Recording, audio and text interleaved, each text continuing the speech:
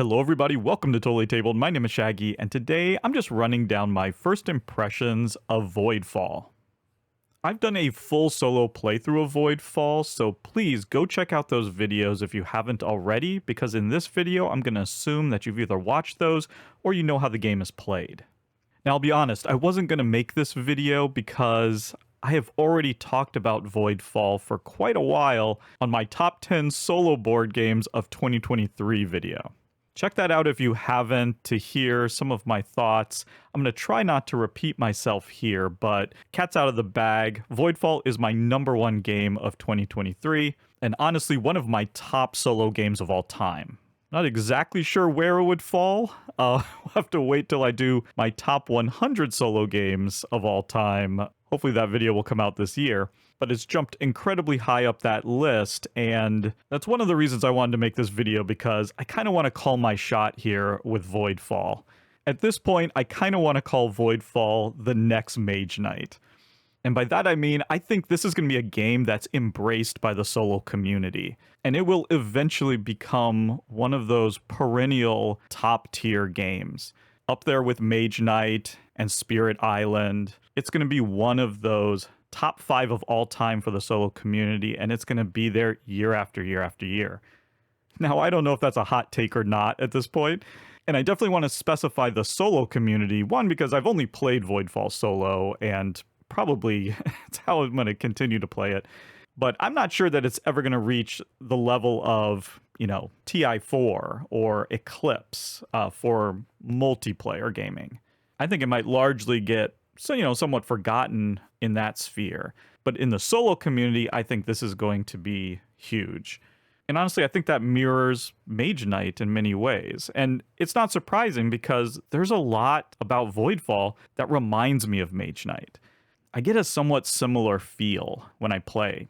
In a very generalized way, you're puzzling over cards. You have this rich puzzle of trying to figure out exactly how to play each card, when, what order.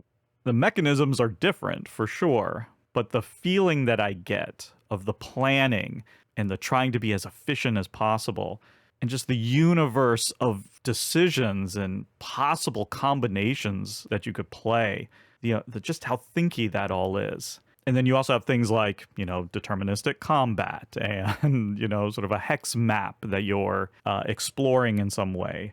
I don't know. The two games give off a similar vibe to me. So there you go. That's my attempt at going out on a limb. Many of you are probably like, well, no duh. Of course it's going to be like that. But I don't know. I think Voidfall is a special game. And from what I hear, it sounds like it's going to be supported pretty well going forward. So that's good to see.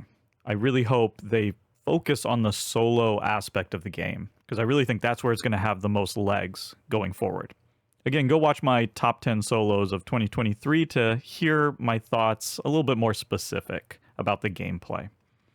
But the last thing I really wanted to go over, and again, another reason why I even made this video to begin with, is I wanted to just share a couple of thoughts that I've had about heavy gaming in general.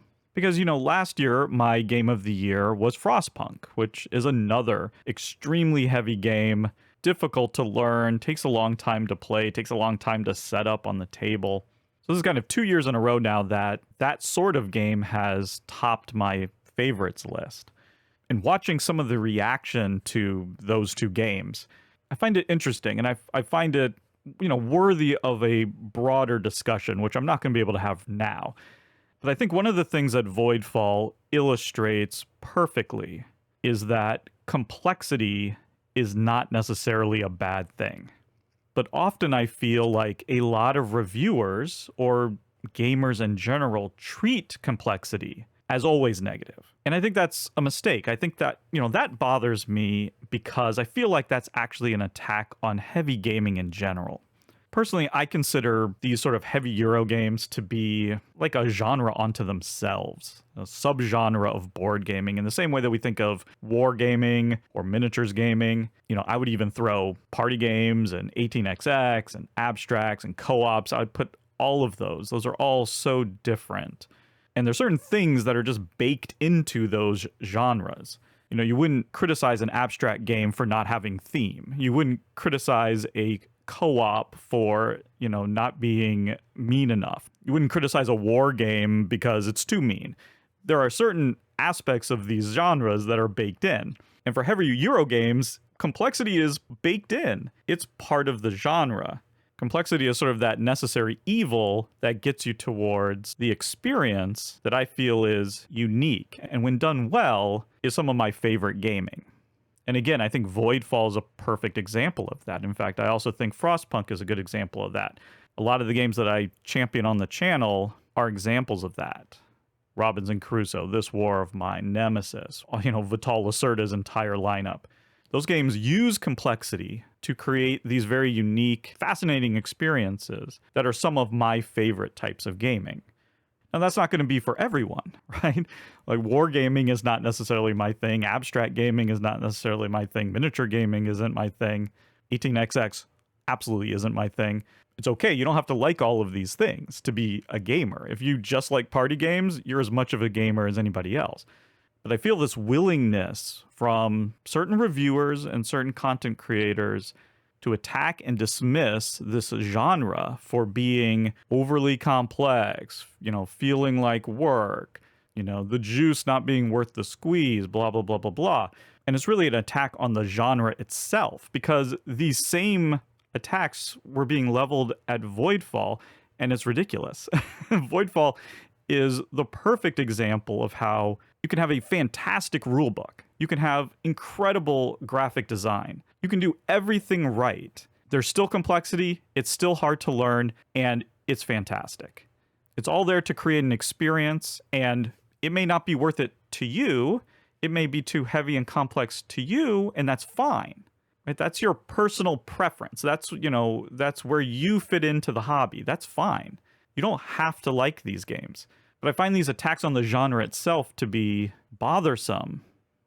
Now, I don't want anyone to get me wrong here. I understand that there's plenty of annoying rhetoric that is directed from heavy gamers to gamers that don't appreciate heavy games, and I don't tolerate that.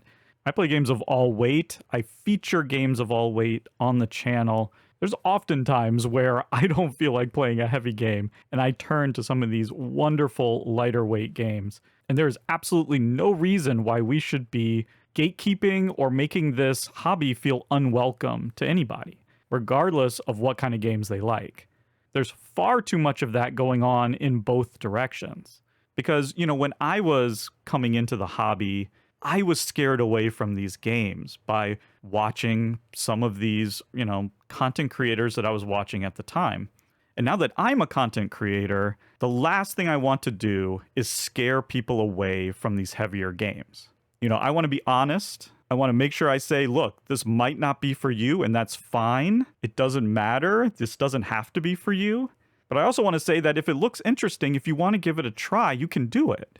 Don't be intimidated. And in fact, my hope is that my videos, my playthrough videos, help to, make these games less intimidating and ease that learning curve so you can get into the game faster, so you can check it out and see if it is for you or not. Maybe you'll be like me and find out that this is some of your favorite stuff in the hobby.